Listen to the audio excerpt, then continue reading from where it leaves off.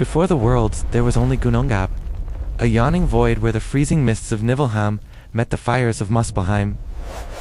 From this chaotic collision, life found a way. A single glowing root anchored itself against the nothingness, pulsing with creation. Behold Yggdrasil, the ash tree of life. Its colossal branches stretch infinitely, holding the entire cosmos in its embrace. It is the axis of all existence, a cosmic map connecting 9 distinct realms of gods, men, and monsters. But at its base, decay festers. The dragon Nidhogg gnaws viciously at the root, a constant threat from the poisonous dark. Connecting the darkness to the light is Ratatoska.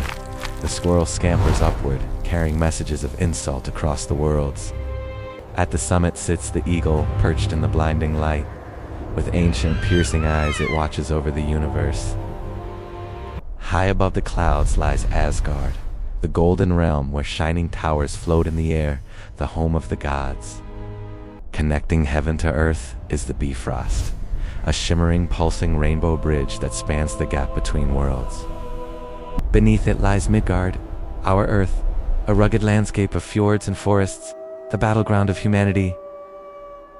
To the east lies Jotunheim, a hostile land of jagged ice and rock, where the giants, the enemies of the gods. Deep underground is Svartalfheim.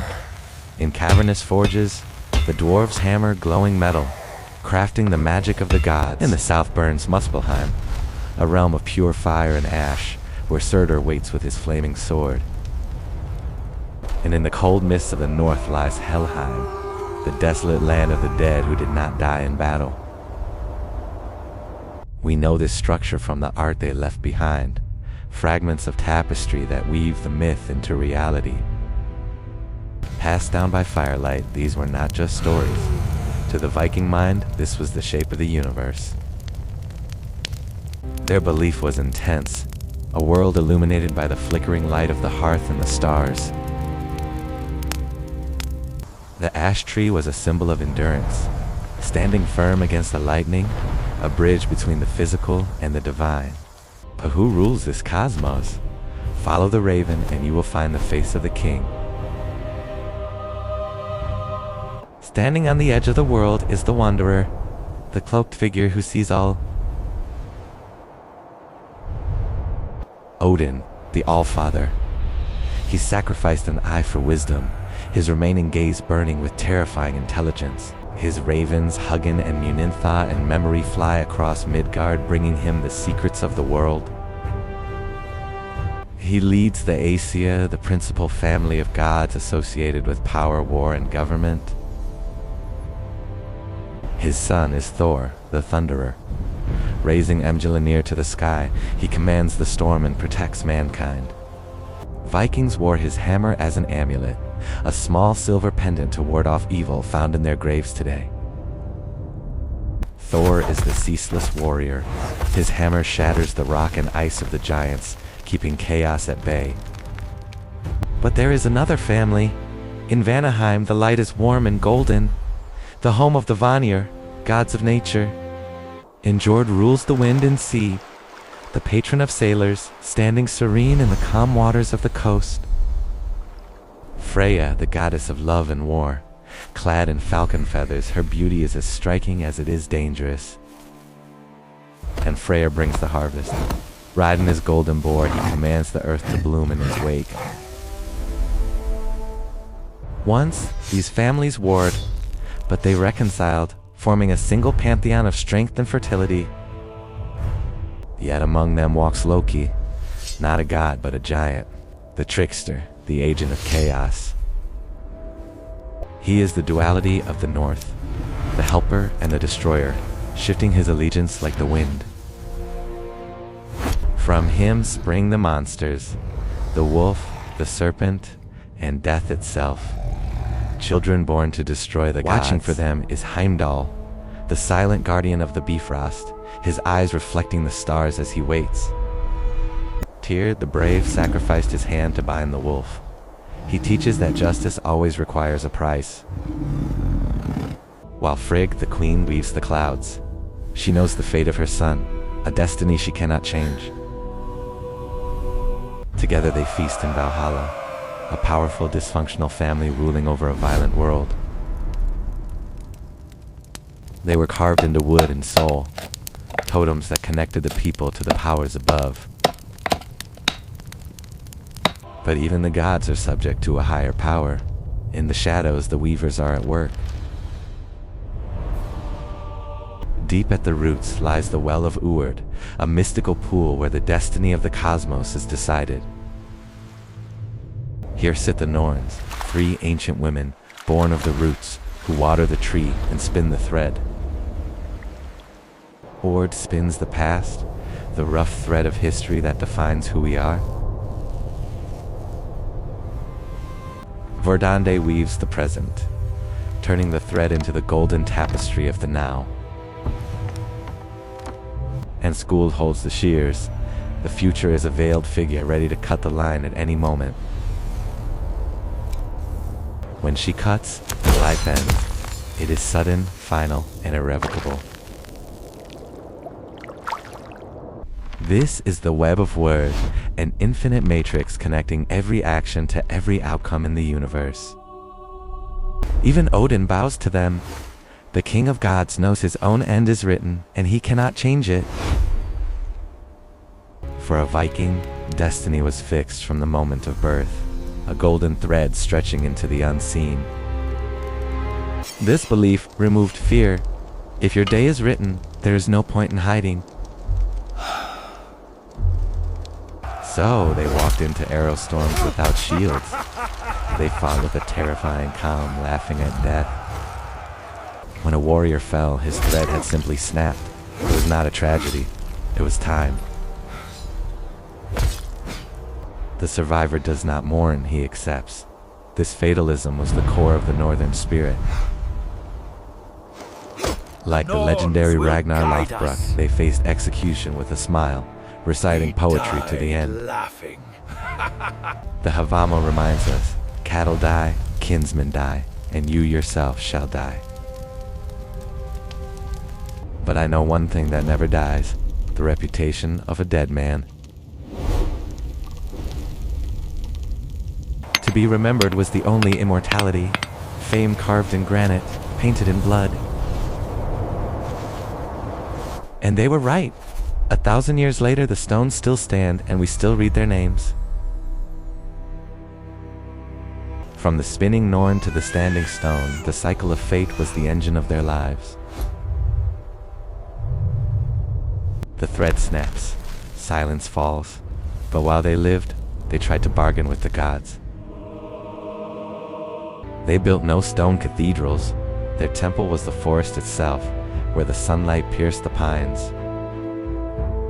In sacred groves they hung offerings from the trees, bones and weapons swaying in the wind. The altar was the Herger, a pile of rough stones, stained dark with blood and moss. There was no separate priesthood. The chieftain was the Gothi, uniting political and religious power.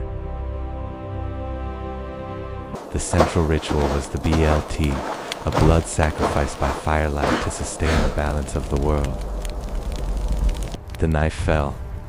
Life was given to ensure that life would continue. The blood was collected in a bronze bowl. It was considered the very essence of power.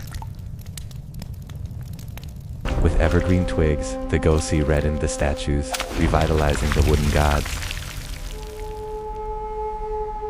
And the people were blessed. Sprinkled with the blood of the offering, they were connected to the divine.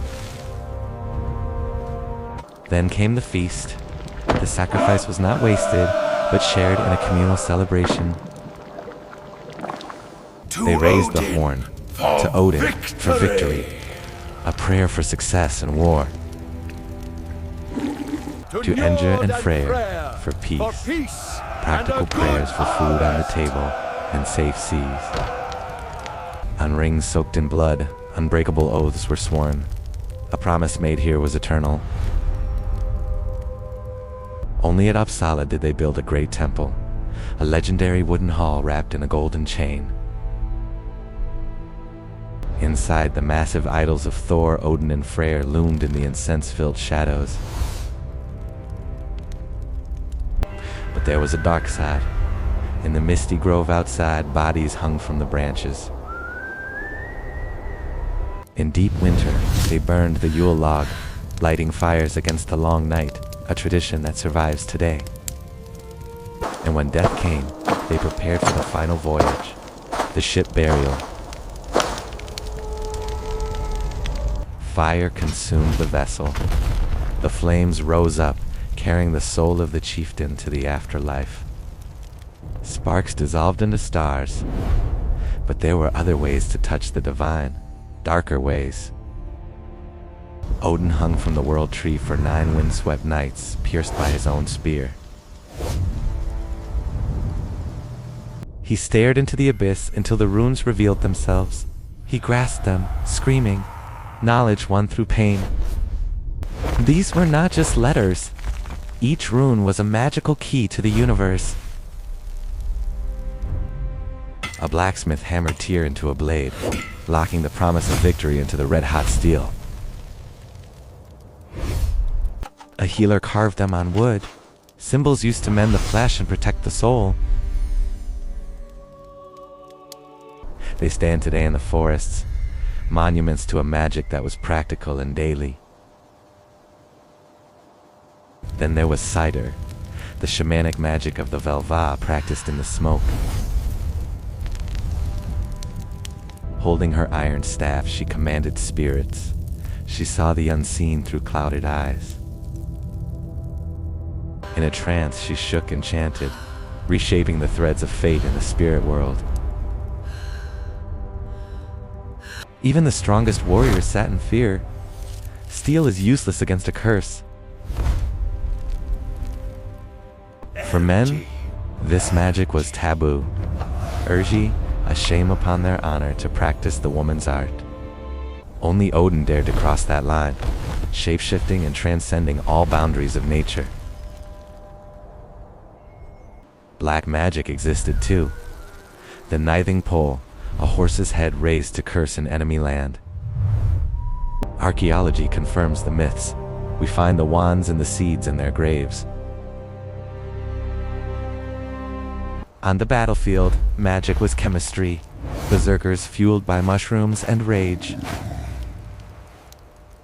They became the wolf, howling at the moon, blurring the line between man and beast. The Velva stops.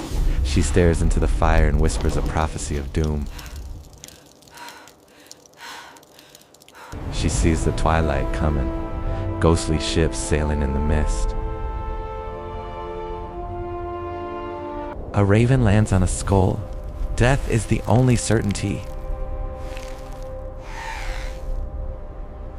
The battlefield is silent. The living are gone. The choosers of the slain are coming. Dusk settles on the mud. The fighting is over, but the soul's journey has just begun. From the clouds, the Valkyries descend, armored spirits of war, beautiful and terrifying. She points her spear. The spirit is chosen. To die in battle is the only path to glory. They are carried to Asgard, to the massive golden hall of Valhalla. Inside, thousands of heroes feast, a rowdy golden brotherhood that lasts forever. They feast on the magical boar, Saramnor, eaten every day, reborn every night. By day they fight, killing each other for sport, healing instantly, an eternal training loop. But Odin takes only half. The rest go to Freya's field, Folkvanger. A peaceful meadow of eternal sunset. Here the noble find rest away from the noise of war. But for those who die of sickness, the straw death, the fate is grim. Your journey is ended. They walk the dark road to Helheim, descending deep beneath the freezing earth. Past the blood-stained hound Garmr, who guards the rusted gates. Inside, millions wander aimlessly in the gray mist. There is no glory here, only boredom. Ruled by the goddess Hel, half woman, half corpse, she watches indifferent from her throne. Those lost at sea are caught in Rand's net, dragged down to her underwater hall. Only the wicked face torture. In Nastran, poison drips eternally on Oathbreakers. And in the shadows, Naglfar is built. A ship made of dead men's nails, waiting for the end. So the living bury the dead with weapons and combs, equipping them for the journey ahead. The Gokstead ship reveals their truth. Death was not an end, but a voyage. But even the dead cannot sleep forever. The stars tremble. The earth begins to shake. It begins with Fimble winter, 3 years of endless snow, darkness, and ice. The wolves catch the sun. The world is plunged into total darkness as the light dies. Society collapses. Brother fights brother. The world of men descends into anarchy. The earth shudders. Magical bonds snap. The monsters are loose. Loki breaks his chains. His hatred, nurtured for eons, is finally unleashed upon the gods. Heimdall blows the Jallarhorn. The sound shatters the silence of the 9 worlds. The doors of Valhalla burst open. The army marches out. They know they will die, but they march anyway. Naglfar sets sail on a tide of black water. The army of the dead approaches. The fire giants cross the Bifrost. The rainbow bridge crumbles under their searing heat. On the vast plain of Vigrid, the forces of order and chaos collide. Odin charges Fenrir. He rides to his death, fulfilling the prophecy he tried so hard to stop. Thor smashes the serpent. He conquers his oldest enemy in a swirling ocean of poison. He takes 9 steps and falls. The protector of mankind is dead. Freyr falls to Surtur's flaming sword. He fights bravely, regretting the weapon he gave away. Heimdall and Loki strike each other down. The arch-rivals die together in the dust. Vidar steps forward. With a heavy boot, he tears the wolf apart, avenging his father. Surtur flings fire across the earth. Forests incinerate. The world burns. The land sinks beneath the boiling waves. History is erased by water. There's nothing left. Only silence. Only the void. But this is not the end. In the darkness, a green seed remains. From the sea, the earth rises again, greener, fresher, cleansed of the old evil. A new sun climbs the morning sky, brighter and softer than the one before. Life returns. The eagle hunts the fish. The cycle restarts in paradise. On the plains of Yggdrasil, the survivors gather. The sons of Thor still stand.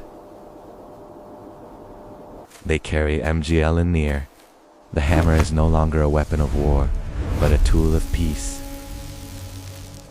Baldur returns from the dead. Light and darkness are finally reconciled. Deep in the wood, 2 humans wake up. Shielded from the fire, life found a way. Leaf and Lifthracers step into the light, the parents of a new humanity. A golden hall stands on the mountain. Gimli, a home for the righteous to live forever. In the grass, the gods find the ancient golden chess pieces. They set the board. The game of destiny begins again. But a shadow flies past. Nidhogg remains. Evil exists to keep the balance. These stories would have vanished into the mist if not for the pen. In Iceland, Snorri Sturluson sat in his pool, remembering the old ways. A Christian politician writing down pagan myths, saving the poetry of his ancestors. On vellum pages, the gods were granted a new kind of immortality. Protected by fire and ice, Iceland preserved the stories when Europe forgot them. The spoken word became text.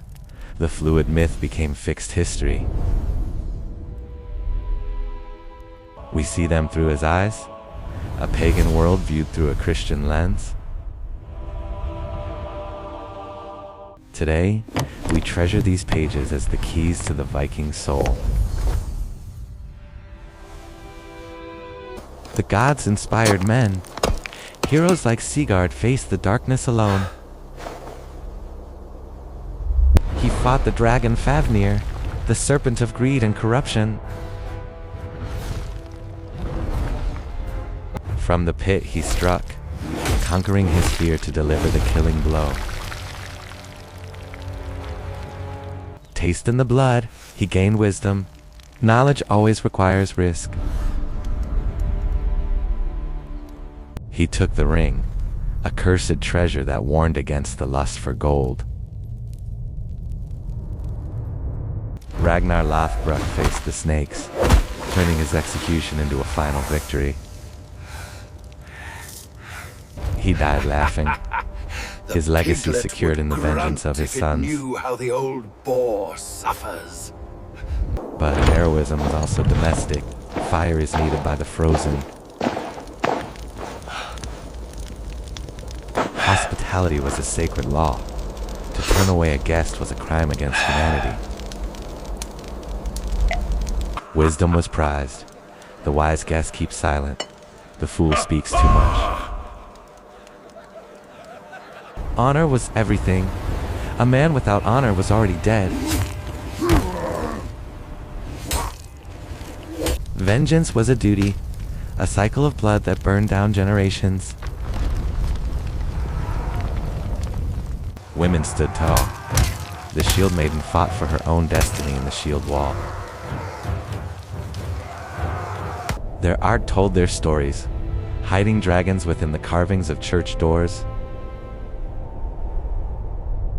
Later ages romanticized them. Wagner gave them horns they never wore. Tolkien found Gandalf in the cloak of Odin. The wanderer returns in fantasy. Now they fly in capes. The myths transform into modern folklore. In Pixels we fight the trolls. The aesthetic of the North conquers the screen.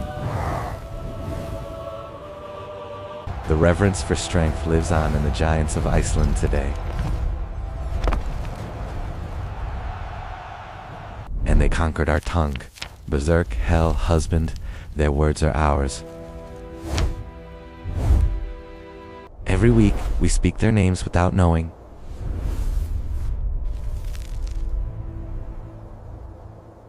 Wednesday is Woden's day. Odin still rules the middle of the week. Thursday belongs to Thor. The thunder echoes in our calendar. Friday is for Frigg. The goddess of love ends our work week. They carved up a map. The Danelaw left a permanent mark on England. Every town ending in by or Thorpe was once a Viking home. Beneath modern York lies Jorvik. The streets run on the same ancient lines. They became the Normans. the Northmen who conquered Europe from within. Their blood runs in our veins, a genetic legacy spread across the north. Even in our hands, the Viking disease marks their descendants.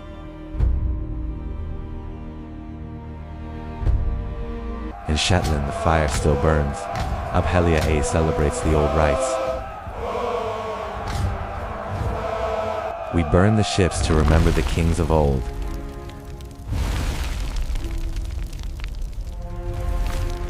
The old religion returns, as a trope brings the gods back to the forest. A hammer blesses the bride. The symbols find new meaning in a modern world. The berserker rage finds a home in heavy metal, loud, proud, and fierce. We look to the stars. Thor's helmet glows in the deep cosmos. On the moons of Jupiter, Valhalla is an impact crater. They gave us law. The oldest parliament stands on Tinweld Hill. They taught us to navigate. The sunstone led the way for the compass. And the spirit of exploration drives us still, to see what lies beyond. Why do these gods endure? Because they are flawed. They are tired. They do not drink nectar in eternal sunshine. They prepare for the end. It is the courage of the doomed, fighting the wave you cannot stop. They teach us that wisdom has a price you must sacrifice to see. They teach us that only love remains, glory carved in the memory of others. They teach us to respect nature. The ice always wins. The Valknut binds us, a willingness to face death without fear. They gave us the monster slayer, the hero standing alone in the dark. Time is a will. The end is just the beginning of something else. They showed us strength has no gender. The Valkyrie stands tall. They laughed in the face of tragedy. Humor was a shield against the dark. They taught us to treat the stranger well, for he might be a god.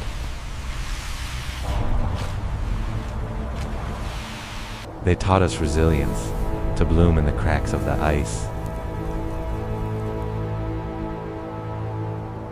To shout our poems against the wind, even if no one hears.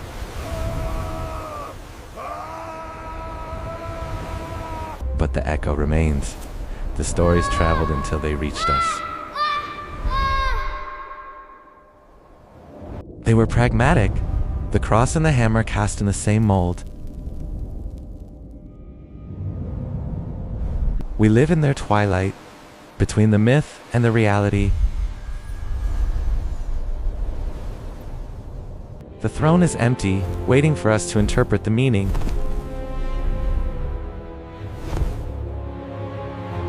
Odin gave us the breath of life. The fire of inspiration burns within. Look up, the Bifrost still waves in the northern sky.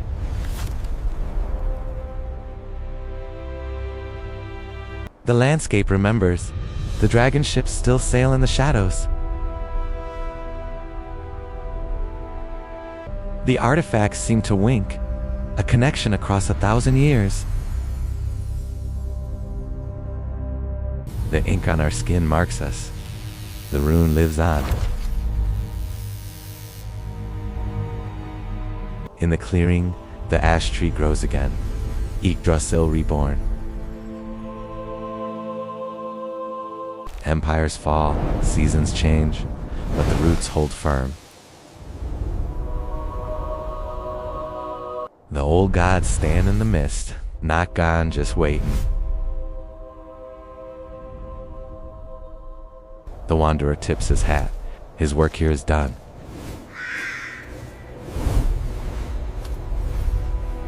Now I must sink.